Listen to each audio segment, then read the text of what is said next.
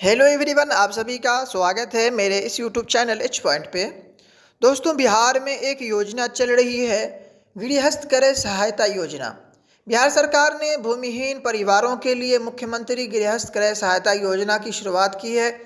इस योजना के तहत ग्रामीण क्षेत्र में रह रहे लोग जिनके पास अपना ज़मीन नहीं है, भूमिहीन है, उन परिवारों को कम से कम 3 डिसमिल ज़मीन खरीदने के लिए बिहार सरकार 1 लाख रुपए का आर्थिक सहायता देना चाह रही है।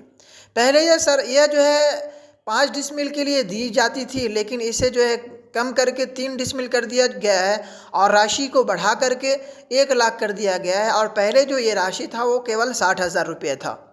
इस योजना का उद्देश्य जो है भूमिहीन परिवारों को स्वयं ज़मीन का मालिक बनाना, ताकि वे अपने घर बना सकें और ज़मीनी स्तर पर सुधार ला सकें। इस योजना का उद्देश्य है कि भूमिहीन परिवारों को स्वयं की ज़मीन का मालिक बनाना, ताकि वह अपने जीवन में जो है सुधार ला सके। राजस्व एवं भूमि विभाग ने सभी ज़िलों के अधिकारियों को इस योजना को लागू करने के निर्देश भी दे दिए हैं। इसके तहत जो एक सूचना आया है, अखबार में आया हुआ था दैनिक जागरण में, उसका मैं एक आपको जो है कट दिखाता हूँ। आप यहाँ पर देख सकते हैं कि यहाँ पर 12,513 भूमिहीनों को मिलेंगे 1-1 लाख।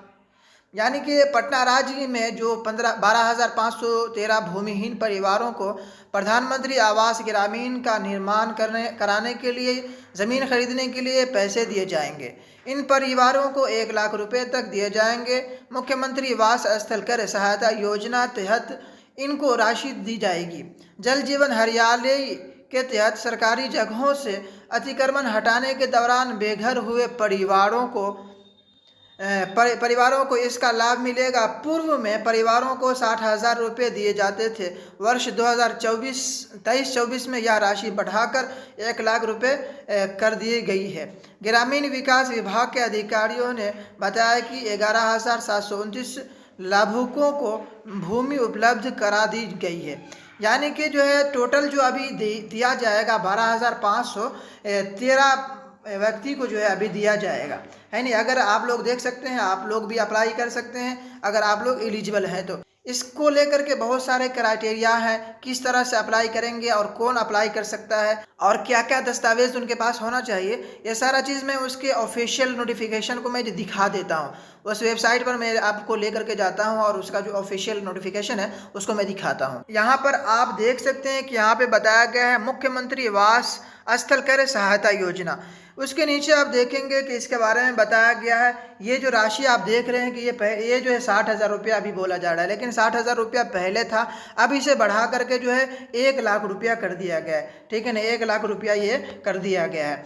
इसलिए आप जो है अगर एलिजिबल हैं, आपके पास अगर किसी तरह का कोई भी भूमि नहीं है, तो आप जो इसमें अप्लाई कर सकते हैं और इस योजना का फ़ायदा उठा सकते हैं। यहाँ पर आप देखेंगे कि यहाँ पे बताया जा रहा है आवेदन की प्रक्रिया, किस प्रकार आपको आवेदन करना है उसको जान लीजिए।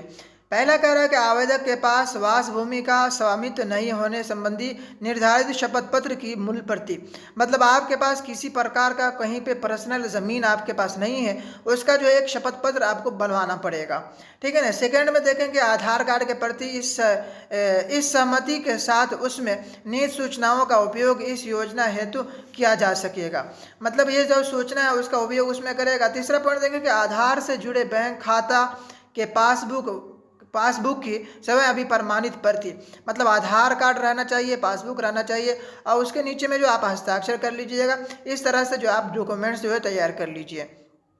उसके बाद देखेंगे चौथा पॉइंट है कि ऊपर वर्णित सभी दस्तावेज जमा कर पावती अवश्य प्राप्त करें, मतलब ये सारा दस्तावेज जो ऊपर में लिखा हुआ है 1 और 2 और 3, इसको जो वहाँ पे जमा करना है अपने अनुमंडल में, प्रखंड में। और उसके बाद जो वहाँ से एक जो है पावती आपको दिया जाएगा, एक इनवॉइस दिया जाएगा रिसीविंग, वहाँ से जो आप प्राप्त अवश्य करेंगे। उसके बगल में आप देखेंगे यहाँ पे दिया हुआ आवेदन संबंधी अन्य आवश्यकताएं, क्या क्या आवश्यकताएं हैं, है नहीं। इन आवश्यकताओं को जो है आपको पूरा करना पड़ेगा। अगर आवश्यकता आप पूरा नहीं करते हैं तो हो सकता है आपको इस योजना का लाभ नहीं मिले। पहला जो पढ़ेंगे, पहला पॉइंट दिया हुआ ये वाला कि जिस ग्राम पंचायत की प्रतीक्षा सूची में लाभुक का नाम है उसके द्वारा किए जाने हेतु वास भूमि का चयन उसी पंचायत में किया जाएगा, मतलब जिस पंचायत में जो है आपका वेटिंग लिस्ट में नाम है उसी पंचायत में आपको जो है ज़मीन का चयन करना होगा। दूसरा पॉइंट है कि सहायता राशि प्राप्त करने के 3 माह के भीतर, यानी कि सहायता राशि आप आपको मिलेगा उसके 3 माह के जस्ट बाद जो है आप कहीं पे ज़मीन लिए हैं उस राशि से, उसका जो है प्रति जो है उसका जो है ज़ेरॉक्स आपको जो है प्रखंड में ले जा करके जमा करना पड़ेगा या ब्लॉक में। तीसरा पॉइंट पढ़ेंगे कि 60,000 रुपये तक के वास भूमि कर, 50 रुपये का स्टैंप एवं 50 रुपये का निबंध शुल्क। ये तो 60,000 रुपया लिखा हुआ, लेकिन 60,000 से बढ़ा करके इसको जो है 1 लाख रुपया कर दिया गया है और 50 रुपया जो है स्टैंप का लगेगा और 50 रुपया जो है आपको निबंध शुल्क लगेगा। बस इतना ही आपका खर्च होगा। इससे रिलेटेड मैं आपको और चीज़ बता दूं कि इसके बारे में यहाँ पे लिखा हुआ है कि अधिक जानकारी हेतु प्रखंड विकास पदाधिकारी उप विकास आयुक्त कार्यालय संपर्क करें अथवा राजस्व स्तरीय टोल फ्री नंबर, मतलब ये जो नंबर यहाँ पे दिया हुआ है इस नंबर पर जो है आप कॉल कर सकते हैं या मैसेज करके, जिस तरह से आप चाहें उस तरह से जो है जानकारी इस नंबर से प्राप्त कर सकते हैं।